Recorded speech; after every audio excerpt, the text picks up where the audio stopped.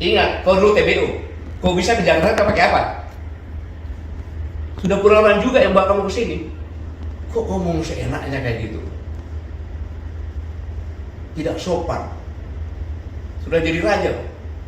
Kamu itu kan preman, memakai pakaian ormas. Saya bisa buktikan.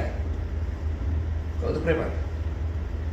Grip Jawa Barat mengatakan kalau ingin didukung oleh Grip, pertama mencintai dulu Grip, baru mencintai rakyat. Pakai dong otakmu.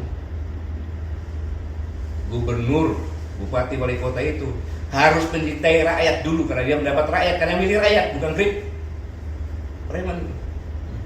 Yang kedua, ini yang membuat saya marah. Kejadian di Depok. Polisi itu ada alat negara yang melaksanakan ketertiban dan melindungi masyarakat. Ketika akan mengangkat, dilawan, dikepung. Negara apa ini? Mobilnya Alat negara, mobilnya dibakar lagi. Kalau saya diam, orang akan menyangka bahwa polisi udah nggak ada. Kayaknya ke preman. Ini bahaya untuk negara kesatuan.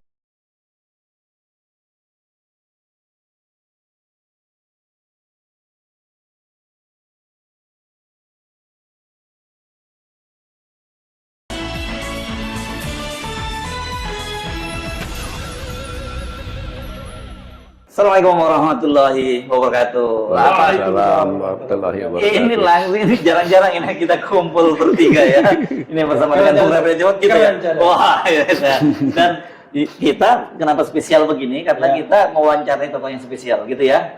Jadi, karena kita udah lama tidak mendengarkan Pak Gatot ngomong. Yes, orang lain gonjang ganjing segala macam, ada purnawiran macam-macam. Pak Gatot kemana? Orang tanya begitu kan?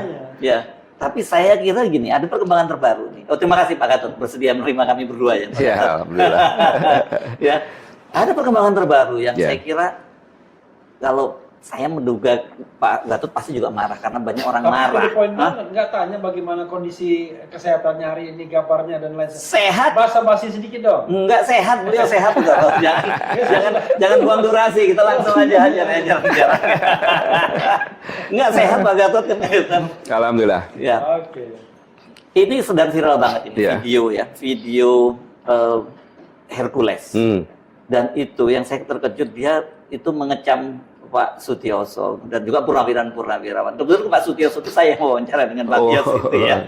Dan ini menurut saya kalimatnya nggak pantas ya diucapkan oleh seorang itu kepada seorang senior seperti Bang Yos dan juga termasuk para purnawirawan yang ada di situ, Pak Tri Sutrisno juga gitu. Kalau Pak Gatot sendiri sempat lihat videonya, sudah lihat Bang? Jadi ketika saya dihubungi sama Abang untuk wawancara, saya sudah 2 bulan lebih saya puasa, tidak mau bicara, tidak mau diwawancara. Karena saya sedang mengamati benar situasi negara kita kan, situasi regional, internasional. Tapi begitu masalah Hercules, ini kurang ajar nih orang, tidak tahu diri, gitu loh. Dia merasa paling hebat. Kalau udah pensiun nggak ada di mata kirinya dia tuh, nggak dianggap itu, ya kan? Pak Sutioso ngomong apa? Tidak ada satu kata pun purnawirawan Pak Sutioso mengatakan akan kudeta negara. Fitnah itu. Hei, purnawirawan Pak Sutioso itu purnawirawan Baret Merah dari Kopassus, bintang 3 Letnan Jenderal. Saya juga purnawirawan. Tidak kau anggap kau ngomong seenak perutmu saja itu. Ingat, kau dulu TBO. Kau bisa ke Jakarta pakai apa? Sudah purnawirawan juga yang bawa kamu ke sini. Kok ngomong seenaknya kayak gitu? Tidak sopan. Sudah jadi raja kok. Kamu itu kan preman, memakai pakaian ormas. Saya bisa buktikan. Kau itu preman. Grip Jawa Barat mengatakan kalau ingin didukung oleh Grip, pertama mencintai dulu Grip, baru mencintai rakyat. Pakai dong otakmu. Gubernur, bupati, wali kota itu harus mencintai rakyat dulu karena dia mendapat rakyat, karena milih rakyat, bukan Grip. Preman itu. Yang kedua, ini yang membuat saya marah. Kejadian di Depok. Polisi itu ada alat negara yang melaksanakan ketertiban melindungi masyarakat. Ketika akan mengangkat, dilawan, dikepung. Ya. Negara apa ini? Mobilnya Alat dibakar. negara, mobilnya dibakar lagi. Kalau saya diam, orang akan menyangka bahwa polisi udah nggak ada. Akhirnya ke preman. Ini bahaya untuk negara kesatuan Republik Indonesia. Satu, dia menghina pensiunan Kopassus. Kau juga menghina presiden saya. Jenderal Prabowo itu komandan Jenderal Kopassus. Pangkostrat presiden saya. Kau bilang bau-bau tanah lagi. Saya juga bau-bau tanah. Yang sopan bicara. Para Purnawan itu nggak ada satupun kata akan mengkhianati negara, akan kudeta, nggak ada. Justru mendukung. Mana ada? Pak Prabowo itu mantan Danjen Kopassus, mantan Pangkostrat. Masa prajurit TNI nggak dukung? Nggak masuk akal. Makanya pernyataan yang 8 itu kan mendukung, kecuali IKN. Ya. Dan memberikan masukan-masukan yang konkret berdasarkan pemikirannya mereka sendiri. Karena purnawirawan itu, Hercules tahu, purnawirawan yang di situ yang bicara itu, mereka adalah orang-orang gila. Gila mencintai negara kesatuan Republik Indonesia, termasuk presiden saya. Dia itu gila mencintai negara. Kau apa jasanya terhadap negara? Hidup di negara ini ya, yang sopan santun. Saya mohon maaf kepada saudara-saudaraku sebangsa tanah air. Selama ini saya tidak pernah bicara keras, tapi dengan preman saya harus bicara dengan terbuka seperti ini. Dengan menggunakan bahasa preman. Nggak boleh seperti itu. Semua TNI juga akan menjadi purnawirawan. Bahkan doanya prajurit itu agar bisa pensiun. Kenapa? Panjang umur pensiun. Sukses menjalankan tugas. Pak Setioso itu bukan langsung bintang 3 loh. Purnawirawannya bukan langsung begitu loh. Mereka berdarah-darah. Termasuk saya juga berdarah-darah di Timor.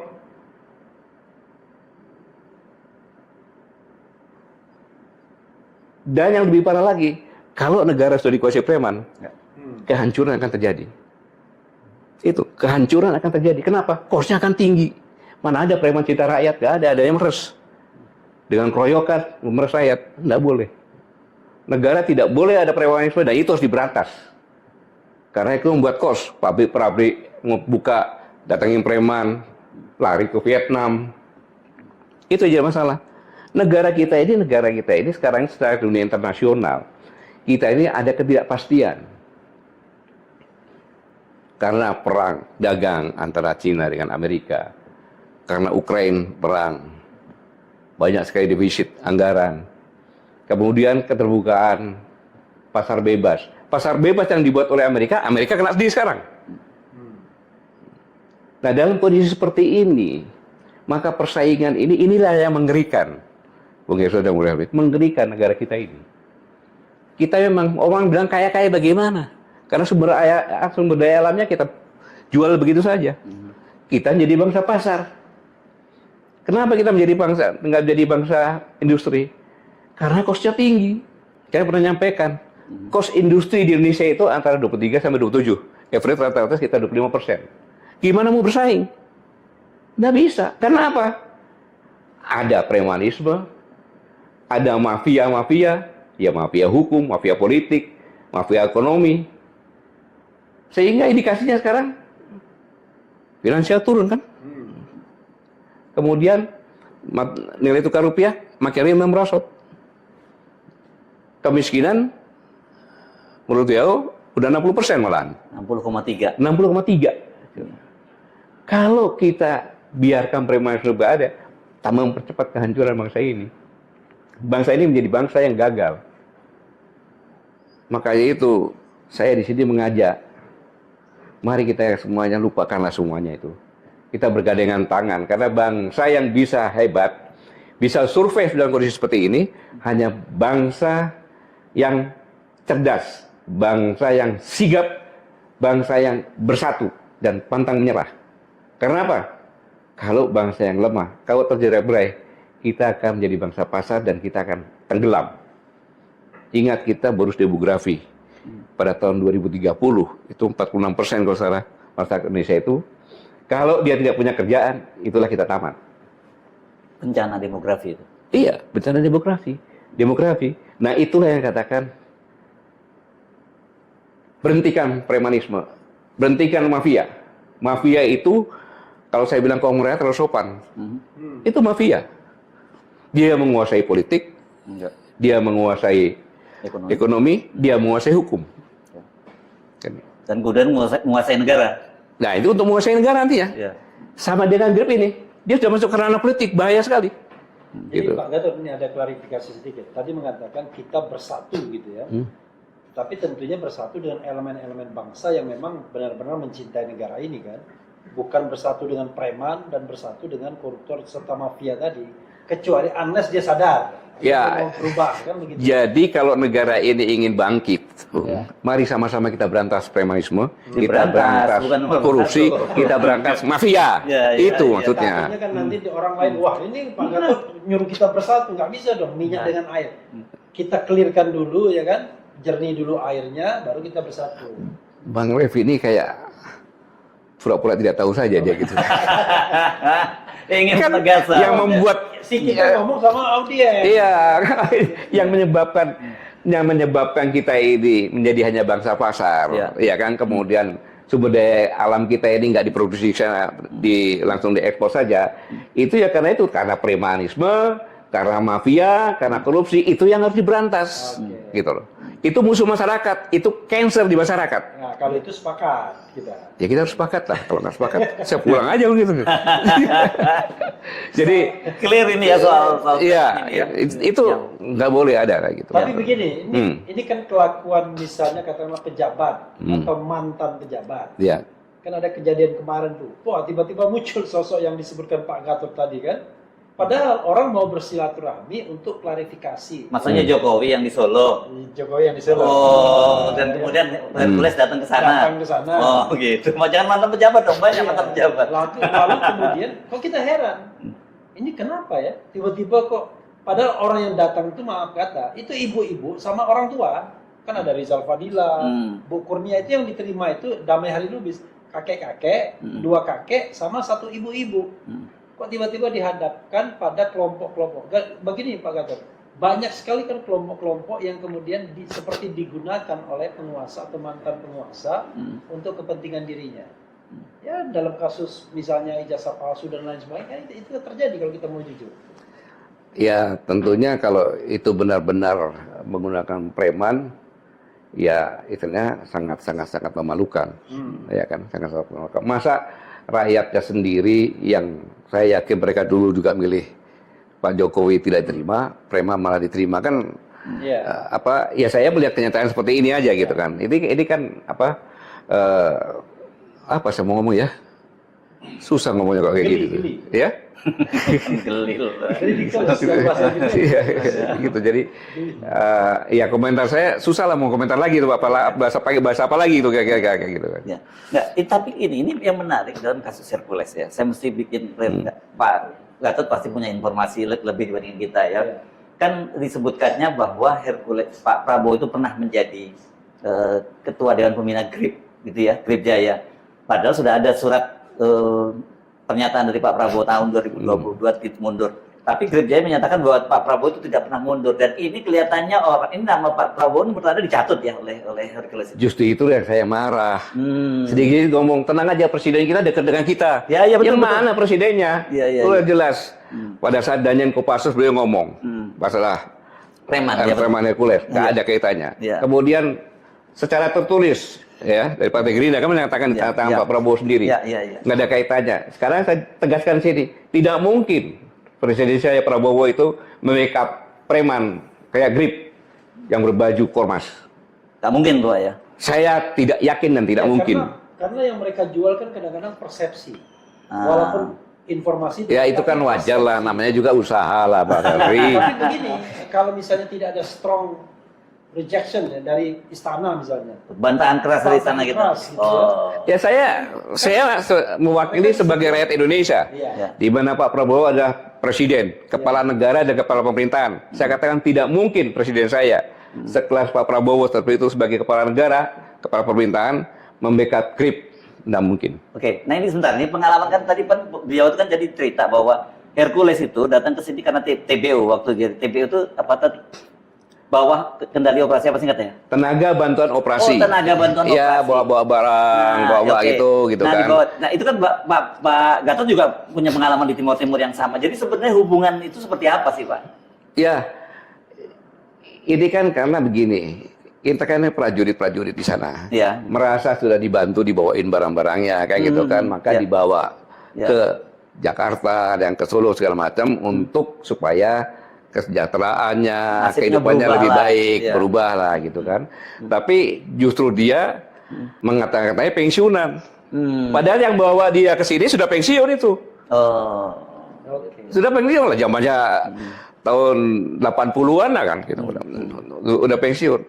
Saya pun bawa, saya tidak pernah dia apa enggak. Saya bawa juga TBU. Bawa juga, Pak, ya? Bawa juga ke sini.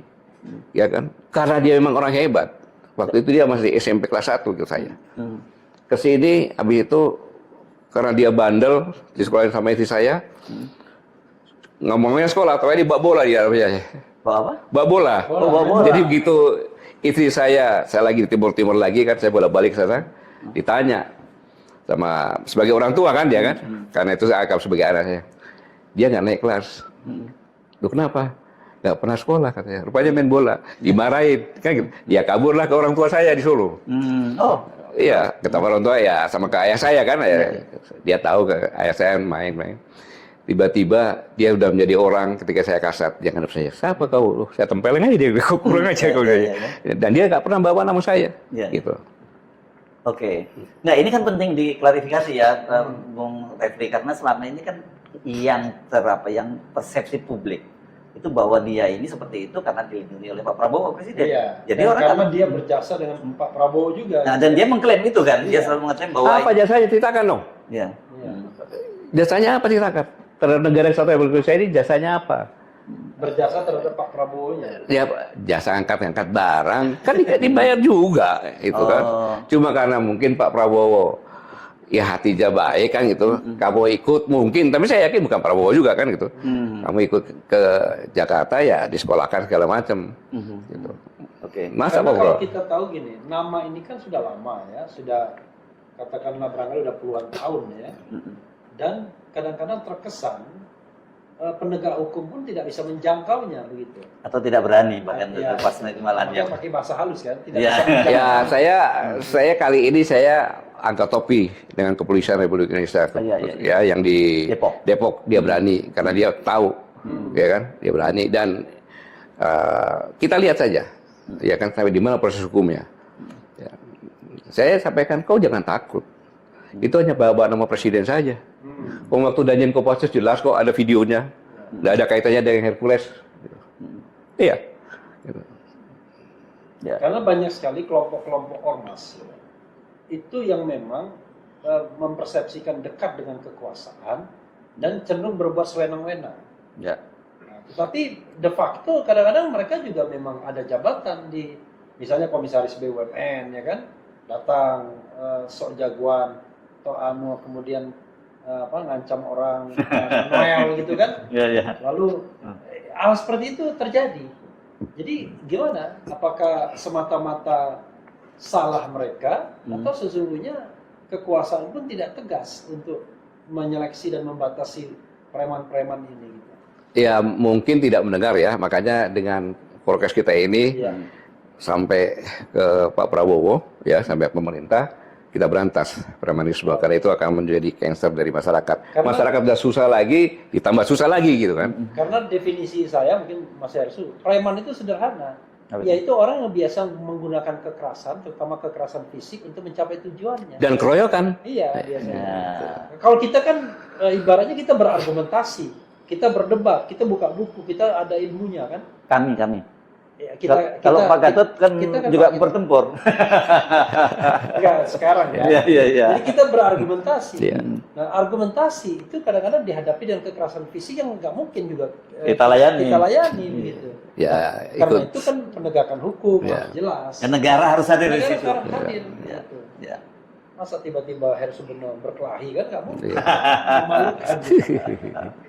Oke, Pak Gatot clear ya soal ini ya, Iya. soal preman dan Iya. sebagainya, tegas sikapnya jelas beliau, dan Iya. saya kira ini meskipun mungkin kita nggak akan dapat konfirmasi langsung dari Pak Prabowo, tapi Iya. sebagai sesama perwira yang juga sama-sama di Timur Timur, kita bisa dapat gambaran lah seperti apa sebenarnya kedekatan. Sama-sama bintang 4. Ya, ya, oke. Iya, waktu itu saya masih letnan atau kapten ya ketika Ya. Pak Prabowo di sana. Ya. Beliau memimpin tim Bravo dan saya bergerak bersama-sama tim Bravo juga gitu sana. Ya, ya, ya. Jadi waktu itu beliau pangkatnya apa? Letkol. Letkol. Ya, komandan batalion ya. Dan saat Oh, dan 81 sat. waktu itu. Oke. Mungkin Pak Gatot, Ya. dari saya mungkin ya, ada nggak imbauan Pak Gatot, jangan kepada para preman, ya preman tuh selama masih ada usernya, Iya. tetap aja dia akan eksis. Iya. Tapi kepada siapapun yang menggunakan, terutama kalau dia pejabat publik, karena dulu kita mengenal buzzer kan, yang seperti preman kan, itu kan dibilang wah ini peliharaannya si X, peliharaannya si Y, dan mereka juga ada sebagian yang ngaku kalau dapat katakanlah uang setoran setiap saat. Nah, terhadap mereka yang memelihara preman untuk kepentingan politik, ekonomi, sosial, hukum mereka, mungkin silakan Pak Gatot ngomong. Marah-marah juga nggak apa-apa, kayak Hercules tadi. Ya, Bung Yasir, Bang Raffi, selama 2 bulan ini kan saya merenung. Ya. Merenung, ternyata semakin saya merenung, semakin saya mendalami kondisi dunia dan kondisi negara kita, semakin menakutkan. Ya. Rakyat kita sudah 280 juta sekarang ini. Kemudian kondisi ekonomi kita hanya bagaimana menjual bahan baku, ya kan? Kemudian kembali ke sini menjadi pasar karena kita rakyat banyak. Ketika terjadi perang pasaran antara Cina sama Amerika, kemudian Ukraina, semakin Putin juga menyatakan ini, dan kita sama-sama tahu bahwa teori hegemoni yang disampaikan oleh Amerika dengan global paradox, yaitu keterbukaan, demokratisasi, lingkungan hidup, HAM, itu kan semua kan kaidah-kaidah hukum yang ditentukan sebagai polisi dunia. Ya. Sekarang ini karena perang berkepanjangan, karena kondisi ekonomi yang sulit, menghadapi perang dagang, mereka tidak lagi menjadi polisi gitu kan. Nggak ada polisinya. Nggak ada polisinya gitu kan, istilahnya. Nah, sekarang ini dampak dari 2 kejadian di dunia ini, ada ketidakpastian ke depan bagaimana. Ya kan? Kita sudah kena lompatan teknologi yang dulu waktu saya masih menjadi kasat sampaikan dampak dari peak oil theory akan menjadi orang lebih hemat lagi, tidak menggunakan orang. Kemudian kalau dulu saya bilang pakai laptop bisa lihat ke pasar gitu kan, sekarang tiba-tiba ada Grab dan sebagainya. Sehingga itu perangkap teknologi IT ini membuat lebih efisien. Maka sumber daya manusia lebih kecil. Ini berkaitan dengan ini. Kemudian kita akan masuk lagi ke mungkin 2025, 30-an itu kuantum. Di mana hitung-hitungan apa itu lebih cepat, ya kan, security segala macamnya. Nah, ditambah yang tadi ya, akhirnya kita hidup di hutan belantara rimba yang terjadi hukum rimba, gitu. Siapa yang kuat, dia makan yang lemah. Siapa yang ekonomi kuat, adalah dia bisa memproduksi dengan low cost, kemudian dia bisa menggunakan high teknologi, kemudian dia bisa menghasilkan high performance atau barang yang bagus, ya. Kemudian dia bisa menjual dengan low price. Itulah yang jadi pemenang, gitu. Nah, kita sekarang ini yang saya sampaikan tadi, kita sudah high cost, ya kan, produksi. Kemudian tidak dibarengi dengan teknologi yang canggih, sehingga barang yang dihasilkan pun kualitasnya tidak tinggi, tetapi price-nya mahal. Siapa yang mau beli? Gitu. Dan ini semuanya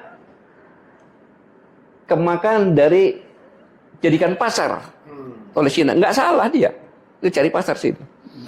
Kalau kita punya bargaining position yang bagus, kita ngomong dong, lu kesini dong barang-barang lu, ya kan? Gue pakai merek pabrik gua, ntar gua jual ke sana, bagi-bagi keuntungan. Kan bisa seperti itu. Tapi ya enggak kan gitu. Jadi pasar. Nah ini dalam kondisi yang seperti ini, ya kan? Bagi orang-orang tadi yang memelihara preman, saya minta sadarlah. Kita sama-sama berjuang bersama-sama. Karena bangsa yang hebat adalah bangsa yang tangguh, bangsa yang cerdas, bangsa yang sikap menghadapi situasi, dan bangsa yang bersatu. Itu modalnya.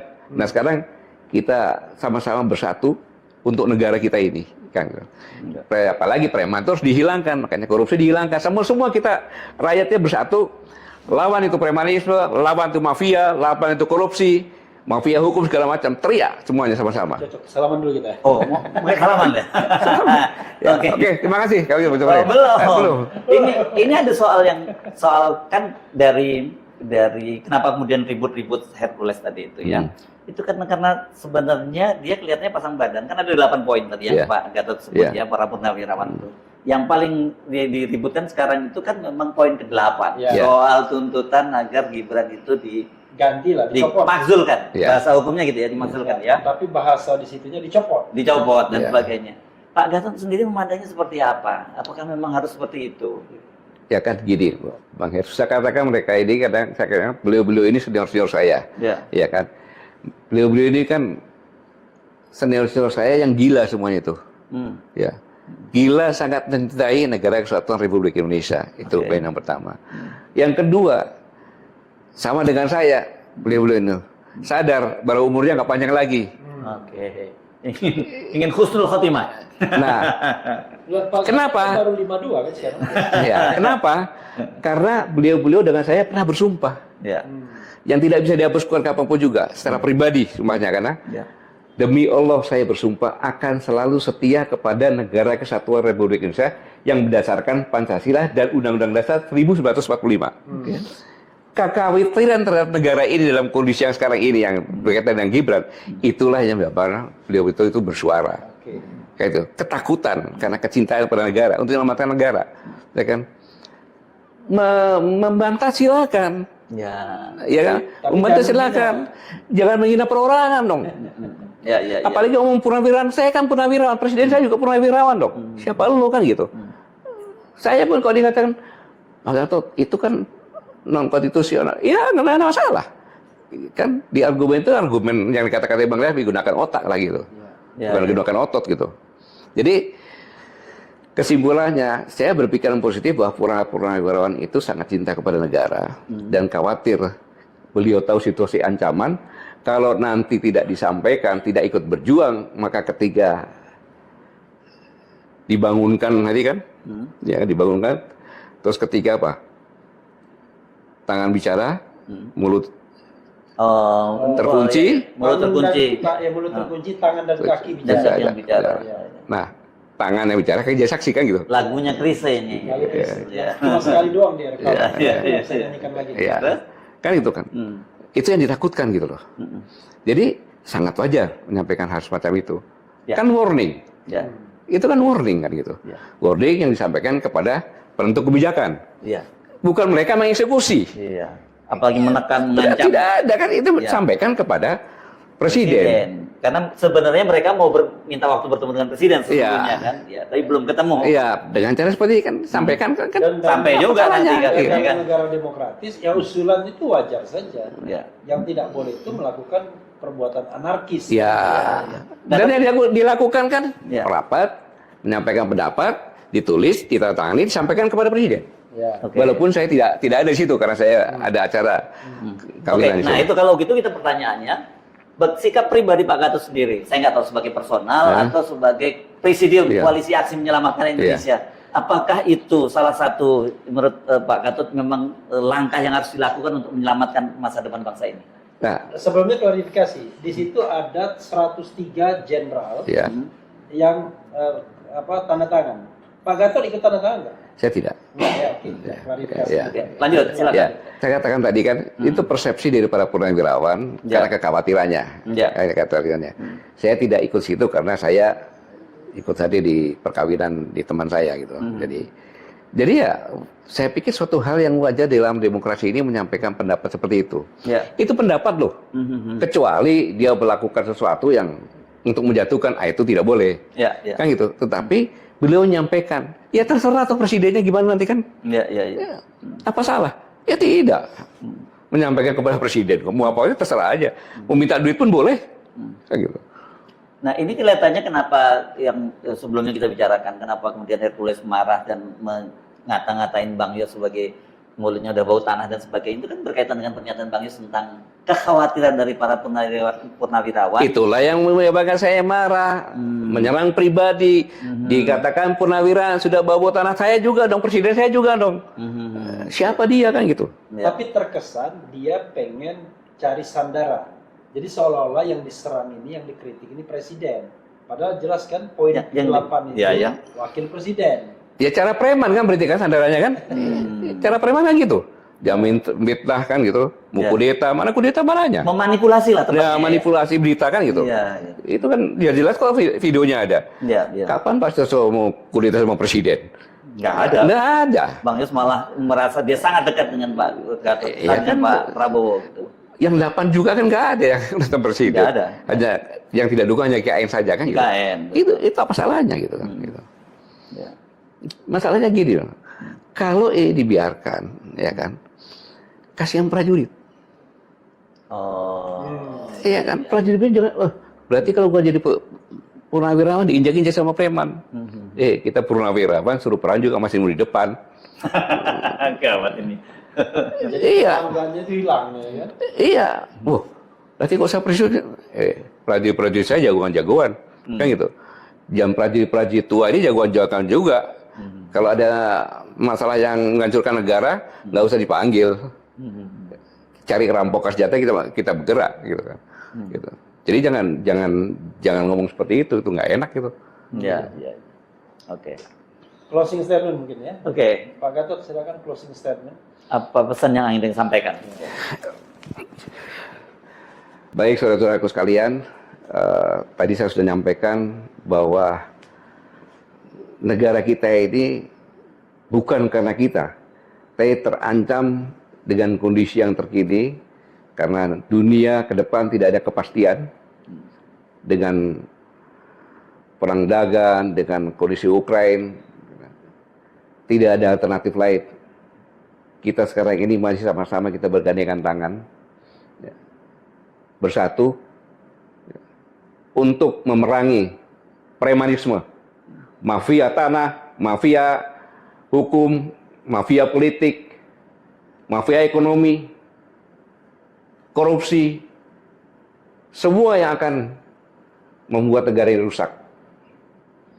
Kalau kita tidak punya apa-apa dengan suara, kita serang pimpinan negara kita untuk minta berbuat agar bersama-sama dengan rakyat bersatu untuk memerangi yang tadi, mafia, premanisme, korupsi, dan yang akan merusak negeri ini. Saya yakin kita semuanya ada patriot bangsa, entah pria wanita. Mari kita bergandengan tangan, kita bersatu, selamatkan negeri ini.